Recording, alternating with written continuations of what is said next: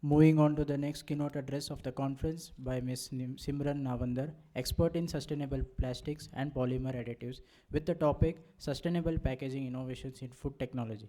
I request ma'am to kindly come forward on the stage. Let's all greet her with a warm round of applause.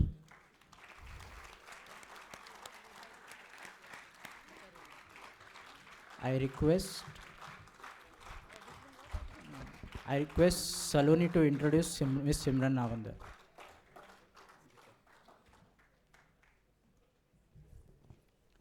Thank you, Ashley. Good afternoon, everyone. It is my great pleasure to introduce our esteemed speaker for today, Simran Nawander. She is a chemical technologist who has completed her B.Tech from Institute of Chemical Technology, ICT Mumbai, and her MBA from Xavier Institute of Management and Research. She brings with her rich techno-commercial experience gained through her work with global startup and MNCs such as Clariant and Solvay. Recognized internationally as the Indian chair for G100 Forum for Environment, Climate, Biodiversity and Ocean, she contributes to global sustainability leadership. Driven by the need to bridge the gap between sustainable technology, product innovation, and market feasibility, she founded Sim Sans Chem Connect, a chemical consultancy firm serving the packaging, fiber, and polymer additive sector. Thank you. Thank you so much for the warm welcome. Hi everybody, good afternoon. So today we have spoken a lot about food packaging and am I audible? Okay, thank you. And sustainability being the key aspect of all the food. We've heard so much about sustainability that now I've started feeling that it's more of theory than practicality. So let me know if you echo the same thoughts, and especially with the world war going on, especially with the Strait of Hormuz being choked up, all the exports being stopped here, all the supply chain disruptions and everything, is sustainability still a key aspect in this whole scenario? So let us understand that. Next slide, please. Next slide, please. Yeah. So today's discussion. So our discussion today will be more or less based on why sustainable innovation at all is necessary, if it is necessary. And next is which are the type of materials, which are the type of chemical additives that we can use in general for packaging of the food, which will keep the which will keep the food protected, warm, safe, and actually good for use for a good amount of shelf life. So everybody have a look at this slide and let me know which packaging do you think is the most sustainable in terms of eco-friendliness. First is a monolayer polyethylene pouch, which is a virgin material, virgin plastic. Second one is a recycled PE pouch, which is made from recycling of polyethylene.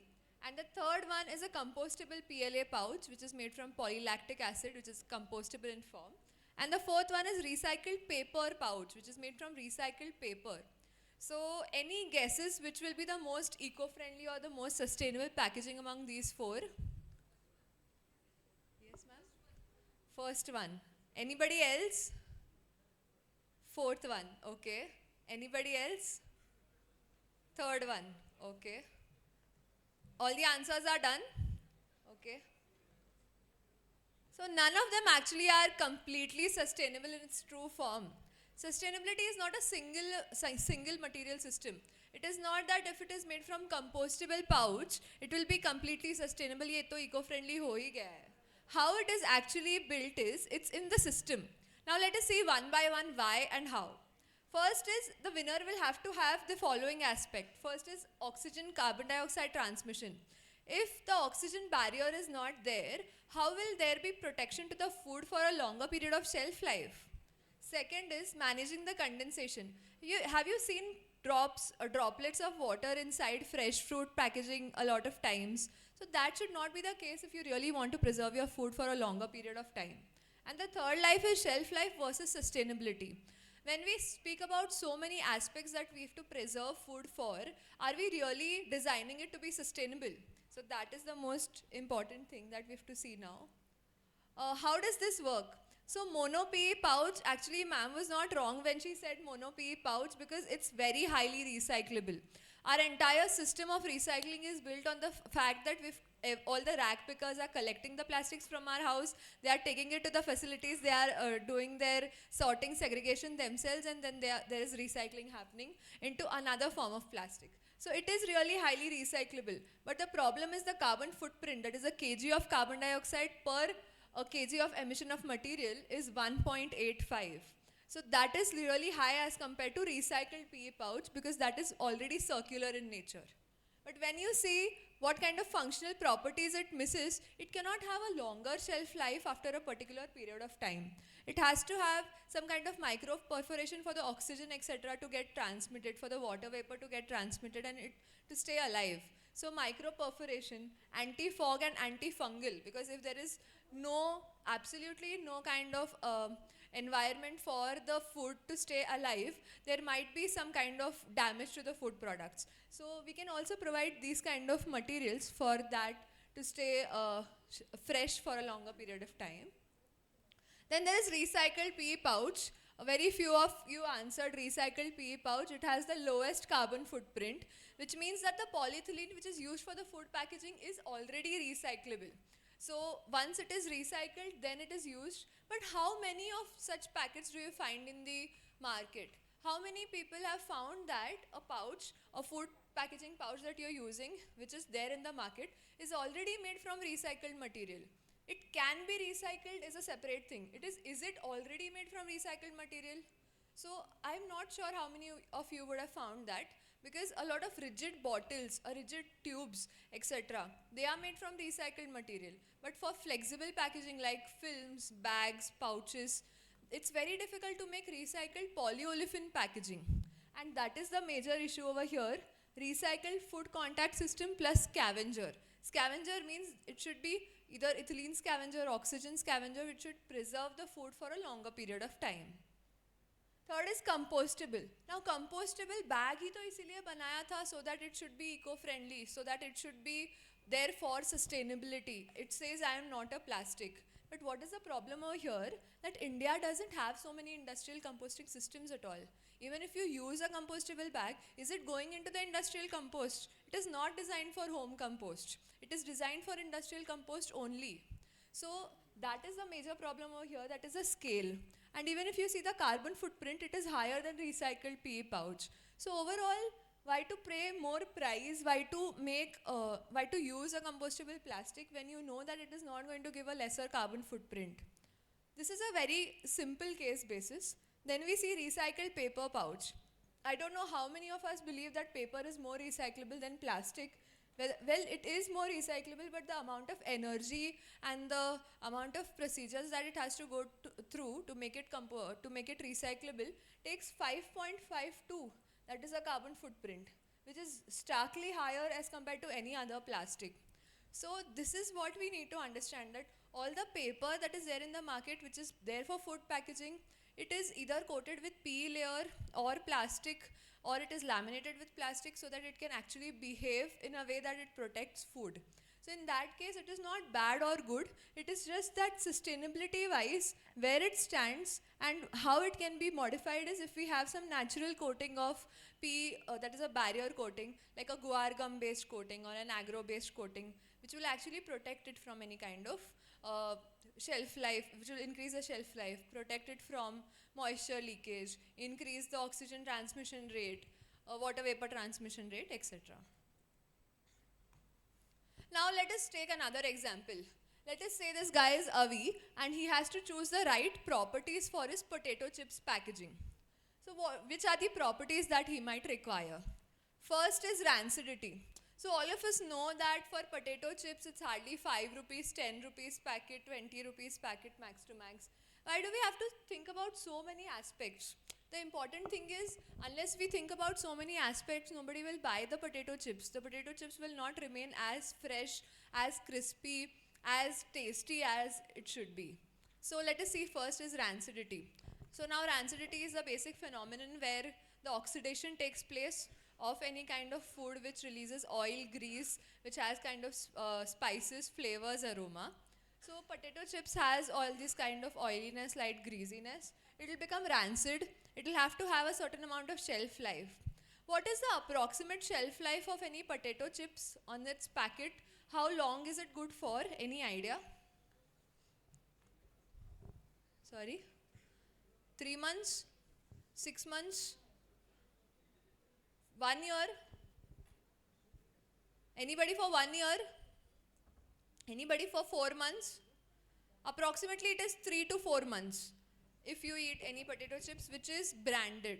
If you eat any potato chips from a packet which is non-branded, which is from a regular thela wala, if you are from any street vendor, it is plain. It is hardly 1 week, which is 5 to 7 days. But why is that difference? You see the stark difference in the lamination structure. When you open the chips packet, there is an aluminium foil inside it. And that exactly is the cause for protecting it for so long that it can stay very good up till 1 month, 2 months, 3 months. Now how does that happen? See, this is multi-material versus mono-material. Compare, think that आज मैंने एक ठेले वाले के पास से potato खाया है, that he is giving me in a regular chips packet. दूसरा वाला is Lay's or Kurkure or somebody who is giving it to me in a metallized layer packet. So I will prefer this guy because I know its taste will be consistent. They are using some kind of flavors. The rancidity will not happen. The protection is very good. It will stay as it is for 3 months.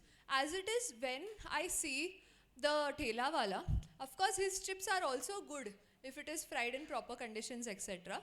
But the problem here is that we don't know the shelf life. It has to be consumed quickly. Abhi banaya, abhi hi khana padega. Only then the packaging, the protection, that and all is not required. It is only there as it is for 5 to 7 days. So you see, this is the difference in the taste, in the crispiness and all. But if you see the packaging structure, that particular chip is only mono material. It's a single transparent pack, single PE pack. But if you see the other one, it is highly printed, fancy. People will want to see the moment they see it. People will want to buy the moment they see it, right? So that is the difference between both of them, that this is recyclable, this is not at all recyclable. For example, see barrier, I've written metallized layer, low OTR and WVTR, which is oxygen transmission rate, water vapor transmission rate, which is very low, which is why there is no oxygen transmission or water vapor transmission. That is why the taste of the potato chips remain as it is. Price anomaly. The price of this thele wala is very cheap as compared to the price of Lay's or Kurkure, etc. But we still prefer these ones because we know the taste, we know the consistency, we know the quality, we are addicted to that taste. Nobody really thinks so much about the packaging when they buy the food, which is something that we need to really work on. Biodegradable or compostable packaging for chips. Now we're talking all about sustainability. Can we replace that completely with biodegradable or compostable packet? That is not possible at the moment because no biodegradable or compostable will give that kind of properties to preserve the potato chips flavor inside it, because again that is going to become rancid. Then sustainable recycled polymer choices with all these certification which Hetal ma'am has just told us, FDA, EFSA, FSSAI. Now even if you use sustainable recycled polymer for packaging, how many of our companies really have these kind of recycled products which have all these certifications? There are very limited amount of those, and even if they are recycled, they do not have the food contact packaging license, which is very far from the theory that we propose and very far from the reality that we really have. So we need to take all these things into consideration, and then we also provide a coating that can eliminate the metallized layer. That will actually help you remove the aluminum foil. That will help this complicated food packaging get it made into a recyclable kind of a structure. That will actually make it sustainable. And then we can choose the right and the most sustainable packaging for his potato chips packet. Now, where do we as Sim Sons, as a chemical consultancy firm, add value? Why was this chemical consultancy firm required in the first place? So we are the bridge between the technical problems or the technical innovation that the industry is making towards sustainability or towards anything in packaging, and the other end was market feasibility. So most of the times we've seen that R&D में जो कर रहे हैं वो इतना hi-fi कर रहे हैं कि वो मार्केट में उतर ही नहीं पा रहा है. And जो मार्केट में है, they don't know what is going on in the R&D. There is no bridge between the two. So here we are that bridge which will connect market feasibility, product innovation, and technical understanding of any kind of chemical products related to polymers and packaging. First is circular structures. Now just like I gave the example of this potato chips packaging. Similarly, I've converted a lot of product packaging into mono-material structures. Like with Hindustani Unilever, we've worked for the Dove shampoo packet. In terms of food packaging, we've worked with Hudson Agro Limited, which is the HAP, and for that dahi curd packaging.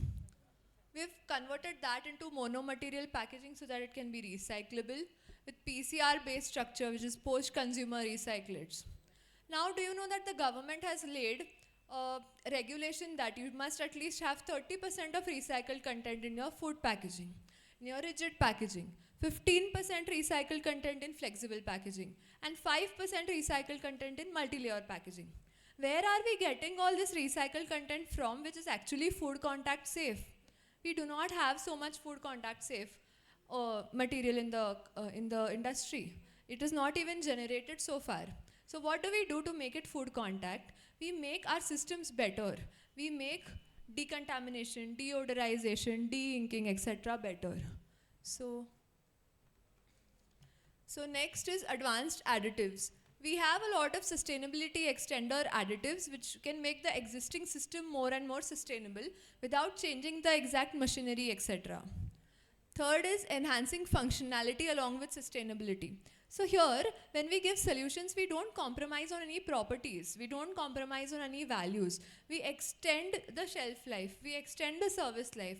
Or we improve the structures without affecting the functionality. And is also optimizing the cost. So that will be the beauty of all these kind of products. Collaboration across the packaging value chain. It is very important that we don't individually work only with brand owners like Hindustan Unilever or Nestle or Britannia. We work across the value chain. For example, raw material providers, whoever are into polymer manufacturing like say Reliances or HPCLs of the world. Another one is additive manufacturing, who will add either sustainability aspect, who will add antifungal, anti-odor agents, etc. into the packaging. Then the packaging converters like SSF, Alpla, and all those people who are the big converters in the world. Then the brand owners like these Nestle, Britannia, etc., who actually are telling these converters what exactly is the kind of packaging that we want for this kind of packaging value chain collaboration. Then the policy makers. Without the policy makers telling us what exactly to do, none of the brand owners can take any steps. So we work across the value chain and then give value to the consumers. Now here you can see slightly a blurred picture, but this is a very important case study which will show sustainability in action. So this is these are the actual pictures from a particular project that I've done for Resin Loop Innovations Private Limited based in Bangalore. So what was the input is, input was mixed flexible plastic waste from Fresco in Bangalore, which is one of something like a Reliance Retail, Reliance Fresh. Then we sorted this kind of mixed plastic waste. It is very difficult to sort flexible packaging waste, mind you, but rigid packaging is very easy to sort because the density, it's not flimsy at all. It's easy to segregate color, etc. In this case, it was manually sorted. It was approximately 10 tons of waste that we sorted.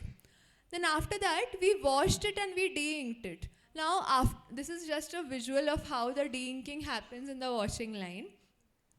So after removing that red color, all the plastic which was shredded into small materials, small pieces, came out as this kind of de-inked recycled granules.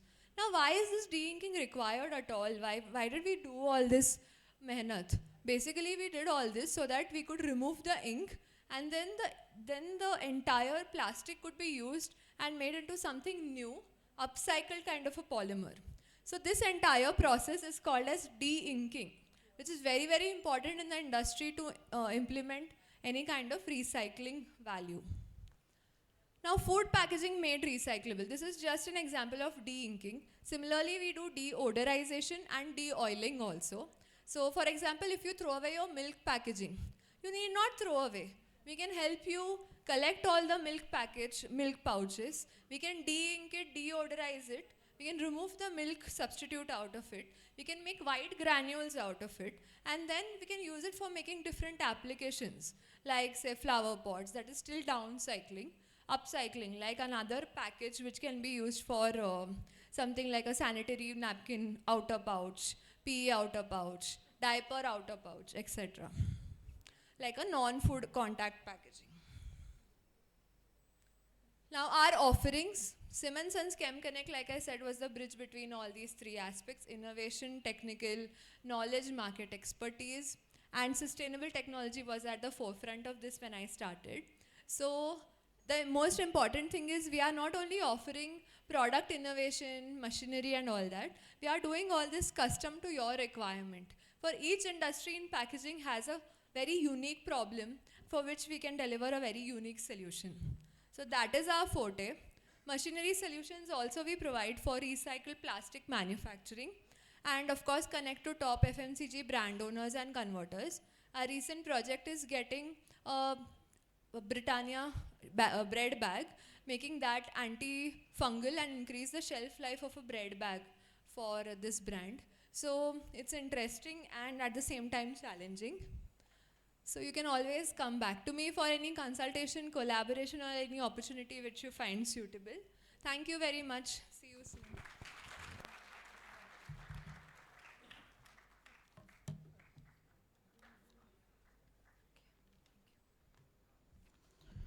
Thank you, ma'am, for the enlightening session. Now I request Professor Gaurav Fasate to summarize the address and felicitate ma'am. Hello, hello. Yeah. Simran ma'am, that was indeed a very informative session. Actually, the way you have conducted it, the slides that you have presented, those all were really very relevant. I personally do like talking on the sustainability to a great extent, and the way you have presented the products that you have presented here to make audience understand the different parameters around it, that was really incredible. I would rather say it was incredibly monumental.